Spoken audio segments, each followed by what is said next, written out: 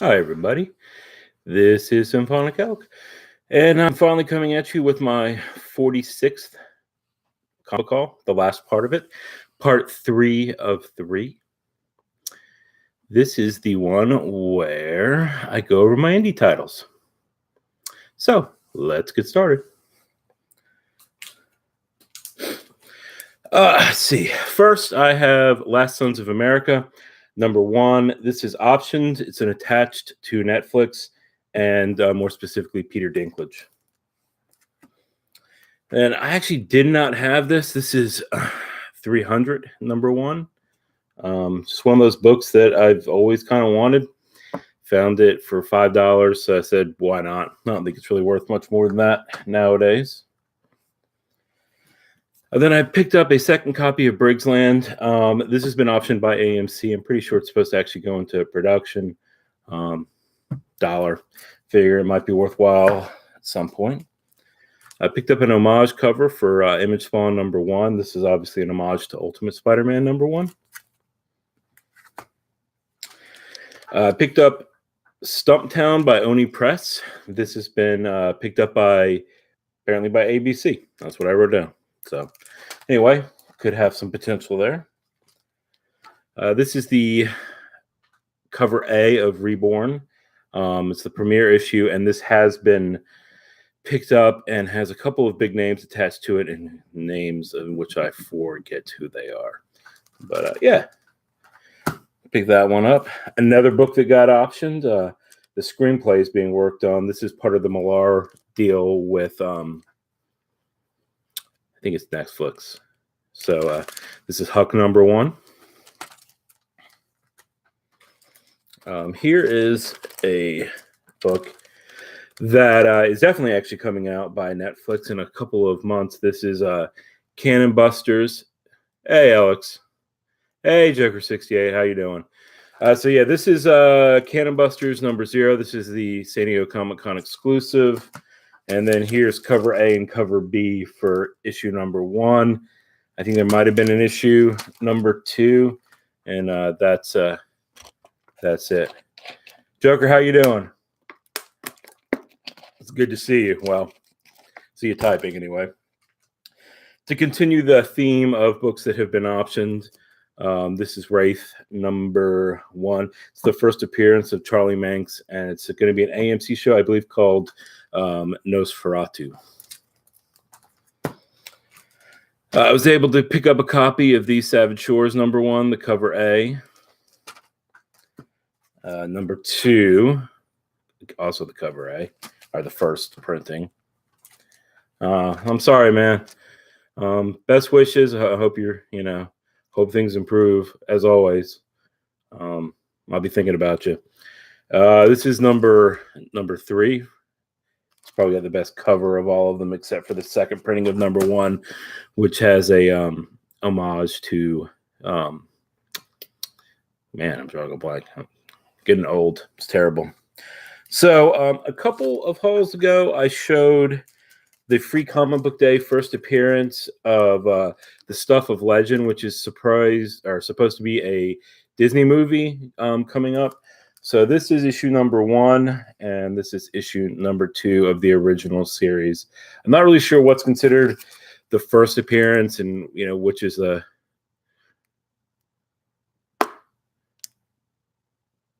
all right, I'll send you a message, Joker, and we can talk offline. But I appreciate that. Anyway, so if this is pretty rare, it's one of those things that hopefully, has some heat to it if the movie ever comes out. And from what I can tell from reading about it, the movie should be kind of interesting.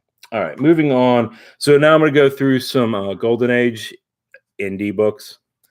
We've got Casper the Friendly Ghost. This is number 40, and it's the first appearance of Dr. Brainstorm.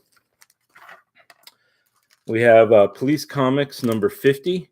Really love the Plastic Man Police Comics covers. They're really amazing. This really doesn't have anything special about it outside of just being a cool cover. This is Sad Sack #1. This is the first appearance of Little Dot and the first full appearance in comics of Sad Sack. So Little Dot is kind of the equivalent of Richie Rich, but obviously a girl. And it's an interesting book, and I can't say enough about the dealer who Moving Pictures, who really who I got this from. He goes out of his way. If you're ever at any of the small comic cons that are in the DC area, those are in Annandale, Virginia, Timonium, Maryland, and a couple of other places. His guy's name Rob, tall guy, shaved head, really great guy. He helped me get this for an amazing deal. Next, we have Captain Marvel. This is back when it was part of Fawcett and not DC. This is the first appearance of Mr. Mind. He's a cameo, and the Monster Society of Evil. It's pretty much been I can't think of the word. Sorry, a little slow today. It's pretty much been shown that Mr. Mind will have a cameo in the Shazam movie, and I think potentially setting him and the Monster Society of Evil as being the main villains for the second movie that I imagine will be coming out. This is issue number 138 of Captain Marvel Adventures. It's just a famous cover. Pretty cool. Next, we have 2 issues. These are not Golden Age, but they are reprints, Gladstone reprints of Walt Disney Comics, and they're Carl Barks covers, and they're just, I mean, I can't say enough about the artwork. It's just really amazing. This is a Dell Giant, 25-cent Giant.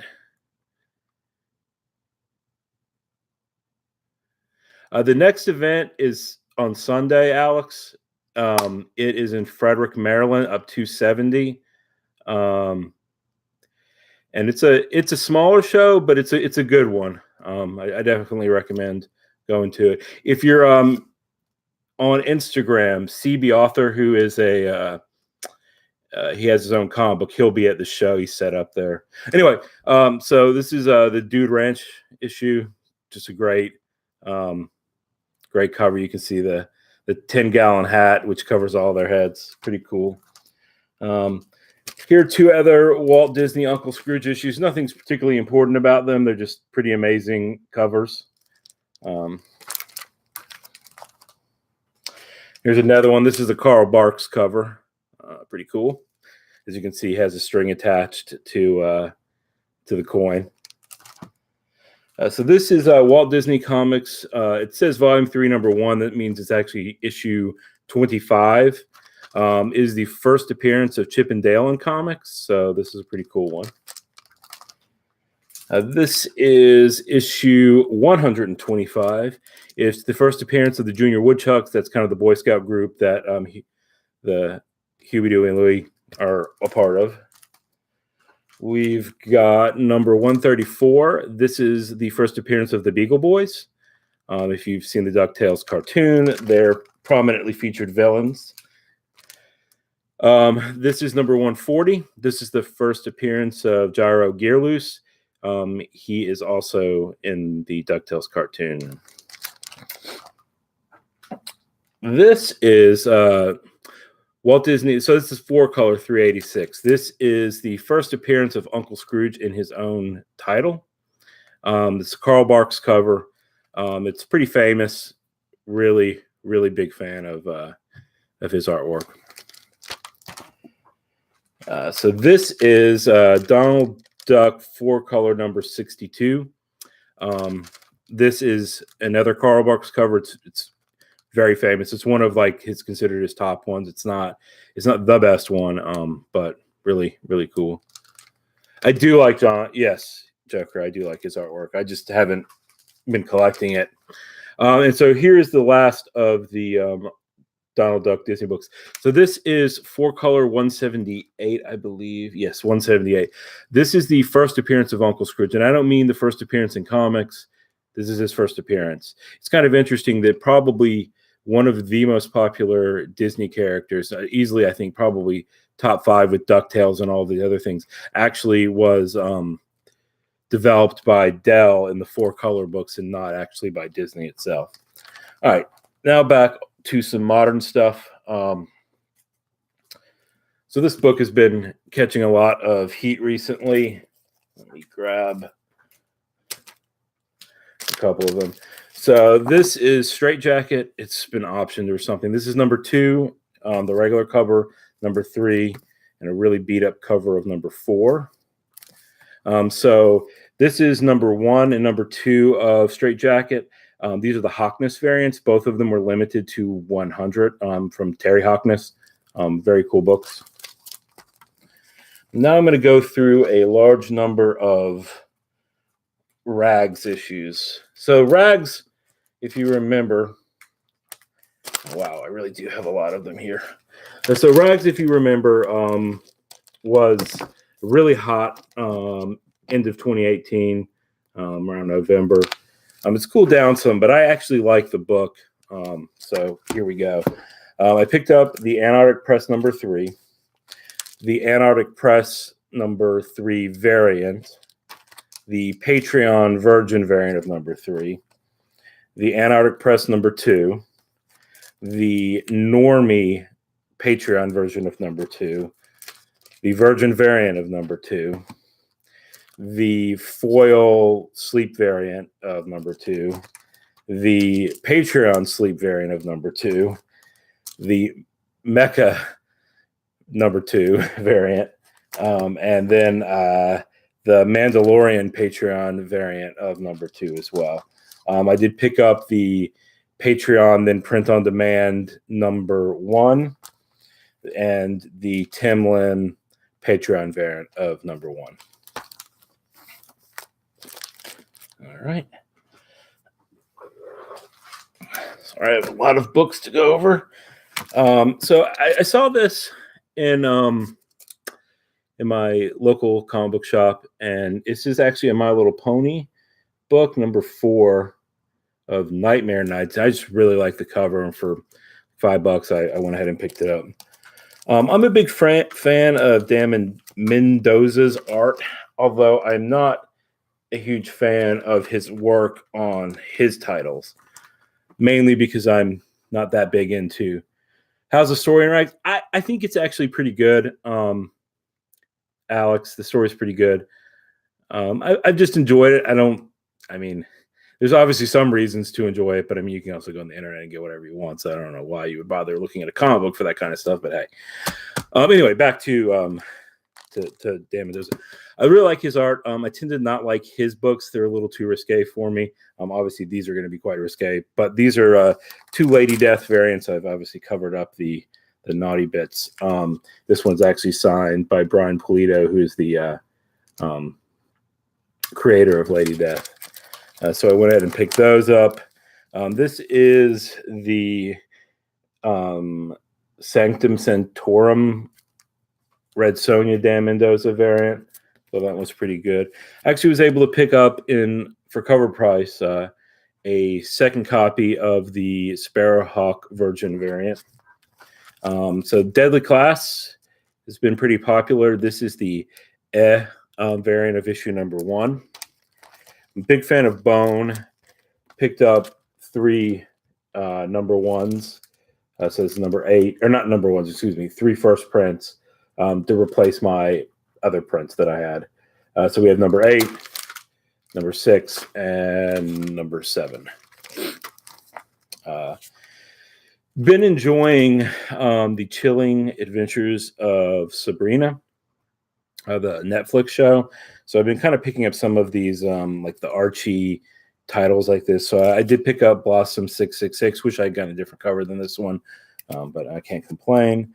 But picked up a second copy of Gomez. Picked up a second copy of The Afterlife with Archie number 6. Yeah, no, sorry, Joker. No, you'll just have to go to another site on the internet for that type of show. So this is the first appearance, I guess, of the Chilling Adventures of Sabrina. Obviously not the first appearance of Sabrina. Anyway, picked up the issue number 2 of Sabrina, issue number 7. Some of the later ones are scarce. Issue number 8, another issue of number 8, 2 copies of This issue of number 8, and I think I have a third somewhere. This one's interesting because you can kind of see in the beginning of the Sabrina show, you can see this cover.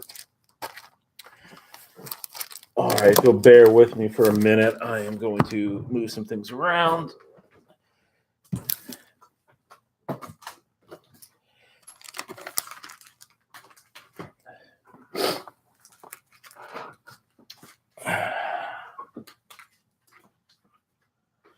And get some more books out. So I have pretty much all of the key issues.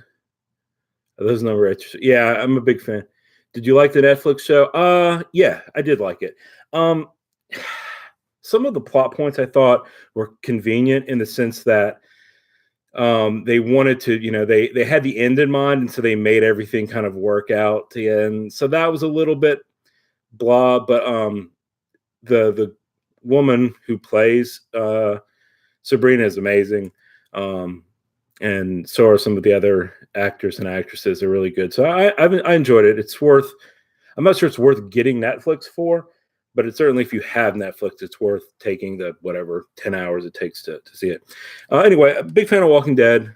Have pretty much all of the key issues, and I'm going back and buying random other ones. So I went and bought the Walking Dead #1 Image First $1 issue.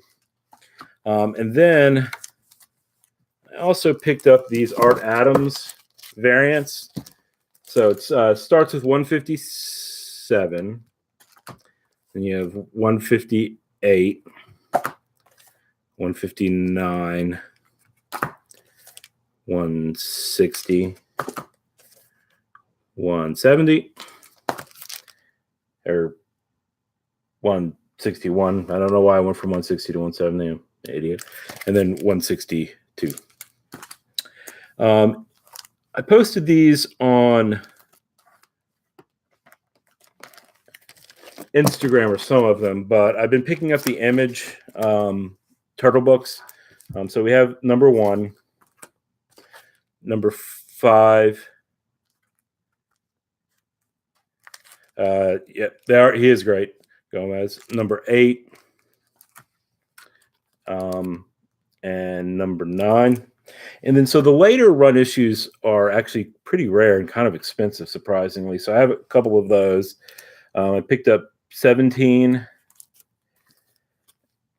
18, 19, 20, 21, 22, and 23. I'm hoping to fill the entire run. Then I also picked up the Albuquerque 1 in 10 Shredder in Hell cover. Really like that. All right, some more things. I'm going to go through these more quickly. So I picked up the Edgar Allan Poe, Sniffer and Terror, the Jaws homage variant cover. I picked up Knights of the Golden Sun. This is the CBSI Comic Book Invest. Hey, Poorman, how you doing? Yeah, I was really pleased with this. So it was $25, which, I mean, I guess for a store variant type thing, it's not that much. But $2 if it went to St. Jude. If you've seen any of my money where I raise money for, or any of my videos where I raise money for St. Jude, big fan. So couldn't pass that one up. Also picked up issue number 3. Number 4 came out on Wednesday, but the one that my local comic shop got was all kind of busted up, so I didn't get it. Picked up God of Bad Men #1. Exciting Comics #1. The Devils #1. Sorry. The Spawn 77. 182. 220. This is the 20th anniversary special. I did pick up Malibu Sun. This is kind of the first-ish appearance of Youngblood. It's kind of like the Spawn one, but not really worth nearly as much. The early Malibu Suns are really, really rare. This one isn't necessarily. Man, where do I find them? A lot of them I find on the internet. A lot I am lucky, especially with the older stuff. I have a friend who he's the kind of guy who can go out and like see a $200,000 collection and cut a check for $150,000 for it. And I'm usually able to look through them and pick stuff up. And I mean, I still have to pay for them, but I usually get an okay deal. All right, let's get through this. Got another copy of Grimjack I think this is number 26. This is the first appearance of Turtles in Color. I picked up both of the Unlocked Slayer and Vampire Retailer variants for the new Buffy series.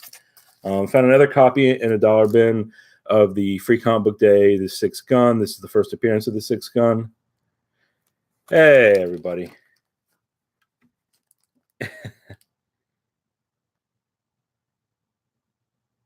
Yeah, that's terrible. Man, I don't think they're worth 3,000. You probably made the best move possible. Here's a Wild Sires. This one, J. Scott Campbell cover. I didn't own. Not a big fan of that one. Picked up another for like the millionth copy. This is the pink one of Youngblood, first appearance of Prophet. Found this on the shelf. This is Adam Hughes cover for Barbed Wire #1. Apparently, I had this mixed in here. This is Knights of the Golden Sun #1. This is the first print. It's somewhat valuable. Saw this. I don't think it's really worth anything. I love the tattoo on Storm Shadow's arm, and so I saw this and I just couldn't pass it up. I think it's really awesome. Picked up the second printing of Ogre #1, the Katie Cook Virgin variant cover. Again, just something I found on the shelf and picked it up. All right, almost done.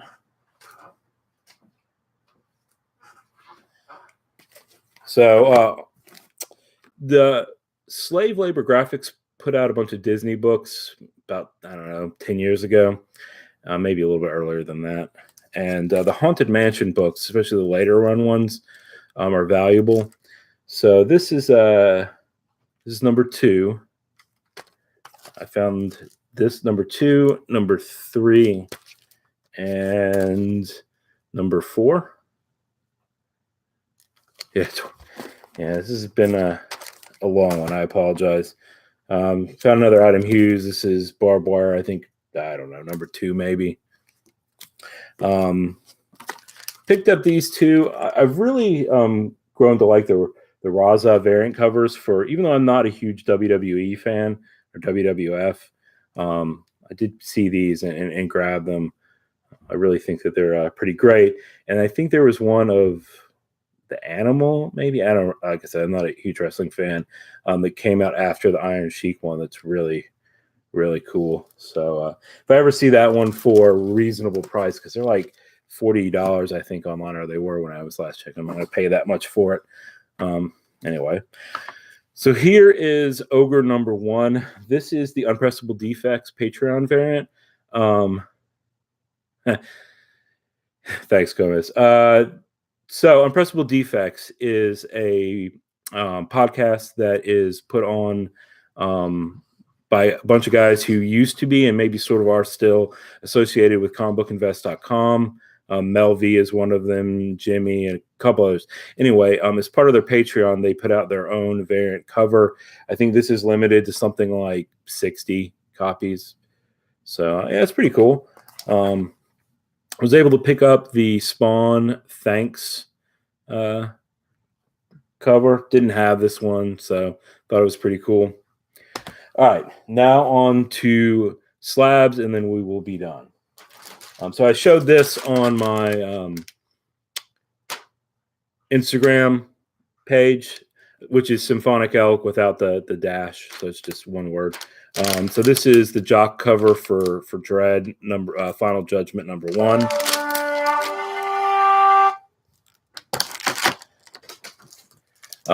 Another jock cover. This is 9.8 of Reborn #1 that we talked about before. Has a movie associated with it, or a TV show. Picked up a 9.6 of Rye number 3. Issue number 3 and 4 are rare. Yeah, good luck for me. I've never figured that out. Picked up a 9.8 of Here's Negan. This is from the Image blind box. These have gone down a lot. These used to be like $500 book, maybe even more. And I mean, I picked it up for under 150. So, yeah, it's just one of the Walking Dead keys that I did not own. So last book, Back to the Future 2 is my favorite movie. It's not the first movie I saw in a movie theater, but it's the first movie I really remember going to the whole experience. I love it. Big fan of Michael J. Fox. And you read a book? Does the the ride book? Sure, it does. It's a 9.8, so it would be a qualified grade if it had the coupon cut out of it. Anyway, so I've been looking for Michael J. Fox because how many he doesn't go to a lot of shows, and given his Parkinson's disease, I don't know how many more. So this is a 9.8 of Back to the Future #1, one of the WizardCon variants or Wizard World, and this is signed by Michael J. Fox. I'm hoping to get the rest of the cast to sign it, but we'll see. Anyway, I've kept you all for 26 minutes. Yeah, and good luck, poor man. Everyone, I don't know what time he's starting his thing, but y'all should definitely go check him out. Yeah. Anyway, thanks for listening. Thanks for watching, and thanks for spending a little bit of your day with me. My family, not my parents. My wife and my son are upstairs. I did an hour one time, so I will let y'all go. 9 p.m. Central Standard Time, so 10 p.m. my time. Anyway, y'all have a good one. Goodbye.